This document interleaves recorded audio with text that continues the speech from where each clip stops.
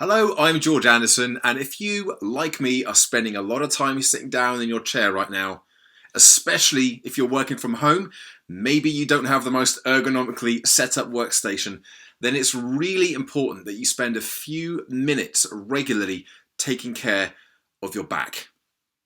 In this short video, I'm going to walk you through a sequence of movements that I do every day to help me balance out some of the tensions and tightnesses that can start to accumulate over time.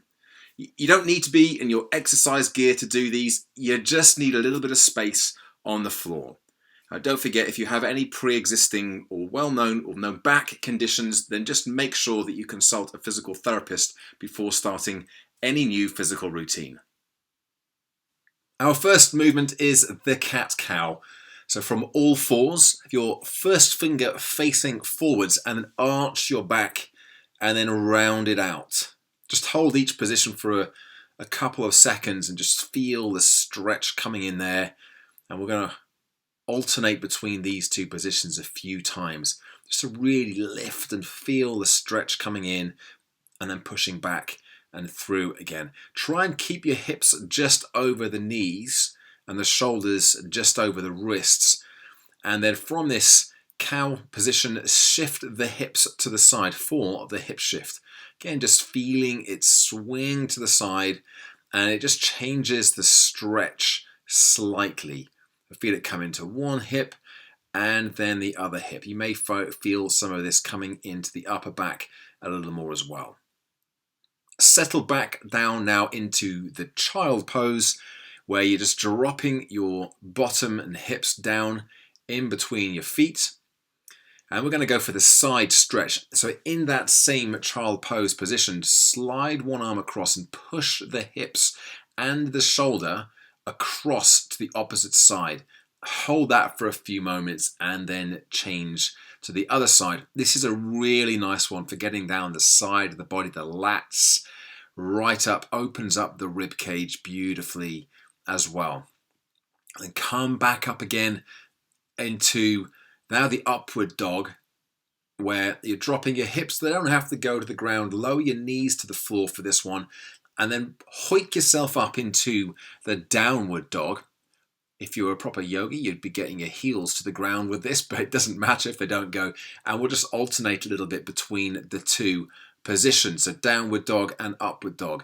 Trying to get the stretch there through the body, through the hamstrings and the back, driving the shoulders down and then gently dropping the knees down, trying to allow the hips to lower, but press up through the shoulders. From that upward dog position now, just rotate and slide and shift the shoulders across to get this change of position that just brings a slight difference to this stretch. So a really nice one here, again, for loosening the back, getting some rotation in this extended position. So hold that position there and then plant your feet to the ground again and point back up to the downward dog. We're back to child's pose again now. Again, just resting there, allowing your hips to sink a little deeper. And get yourself set up for camel pose. So on the knees, hands on the heels, and then arch your back. Drop back down again. Arch your back, lifting up, pushing your hips through all the way and get that stretch and then back down. So we're just alternating between these two positions like repetitions. With one arm now, this camel reach, reach across, drop back down and do the same thing on the other side. If you're struggling to hold the camel pose, then don't worry about doing the reach. Think of that as an advanced progression. Stick with the camel pose itself. And even if you can't get your hips all the way forwards, just kneeling, put your knees on a cushion if you need a little bit of extra support there. Hands on the heels and then driving the hips forwards as much as you can. It's a great way to stretch out the shoulders as well as the back.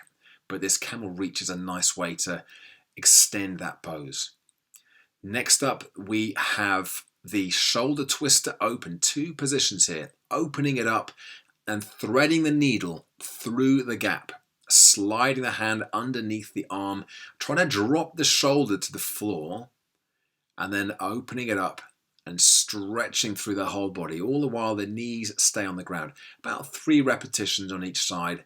No rush with any of these. We're just trying to get that stretch position in. Pausing for a moment and then opening up again now on the other side. Stretch through and then open it up. Thread the needle and open.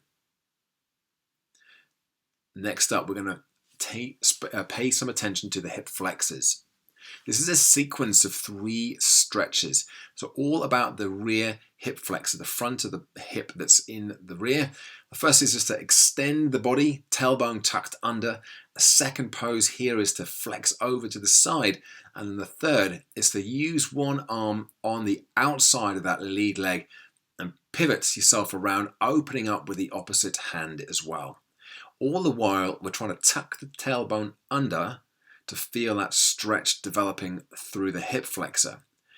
Change sides, just a few seconds in each of these poses. We'll get the full extension first.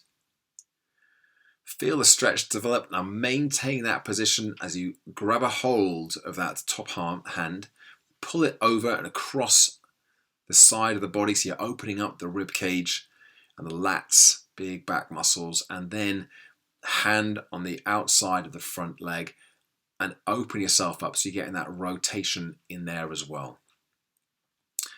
Nice stretch there for the hip flexors, the 3 planes of movement. Once you've held that for a few seconds, we're going to come back down and finish off with a lying rotation. A really nice stretch, this one. Try to keep the shoulder on the ground with this back twist. You'll notice it lifts a little bit, and that's okay. But if you drop your knee all the way to the ground and your hands wafting up into the air, you're probably better off trying to keep the shoulder down and reduce the range of movement.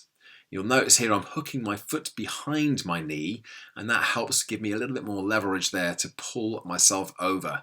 So holding it, that stretch, you might want to do a couple of 3 on each side with this stretch. It's a really nice one to do all by itself, but at the end of this sequence, it's a lovely way to finish off. So holding that stretch, feeling it come in, and then change that to the other side.